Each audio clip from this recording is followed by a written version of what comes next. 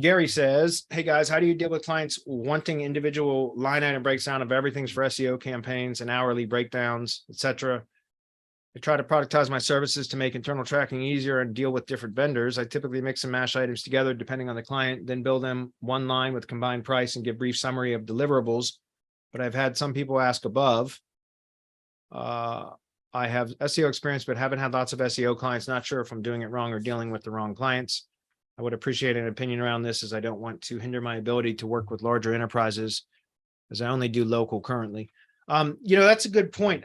Typically with my services, I have a flat monthly retainer fee, and then I show what the deliverables are in the initial agreement. When I say agreement, it's a verbal agreement because I don't do contracts. I always tell clients, if I'm doing my job, you're going to want to continue paying me.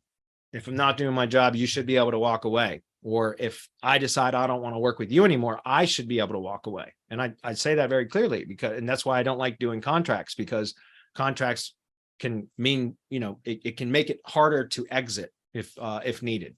And so I just do pay monthly, essentially month to month. Okay. So I do everything on the initial kind of proposal.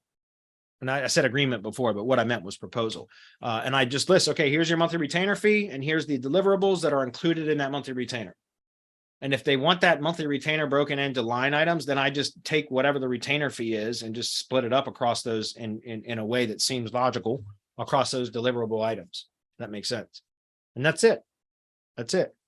The good thing about doing it that way, though, is anytime a client comes to you and asks to do something additional, if you have everything with line item pricing, you can easily, okay, sure.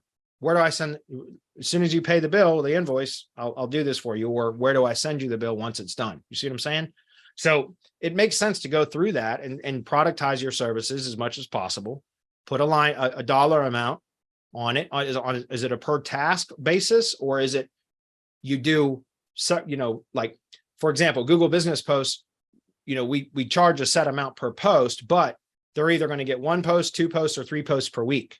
So the monthly line item is however many posts they get times the dollar amount per post, right? So they're either going to get 4, 8, or they're either going to get 4 posts, 8 posts, or what would 3 times for 12? Duh. Sorry, it's been a long day. 12 posts per month, right? And so that's the way that I do it. It just makes it easier that way, in case they come to you and say, hey, look, I'd like this month for you to do this or that. Okay, sure. That now you've got a line item that can get added to either a separate invoice, or you can submit them ahead of time and say, as soon as this is paid, I'll take care of the work. You know what I mean?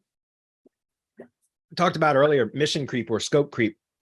And that is one way to resolve that very quickly. When you have line items for every deliverable and a client asks for something extra, you send them the bill.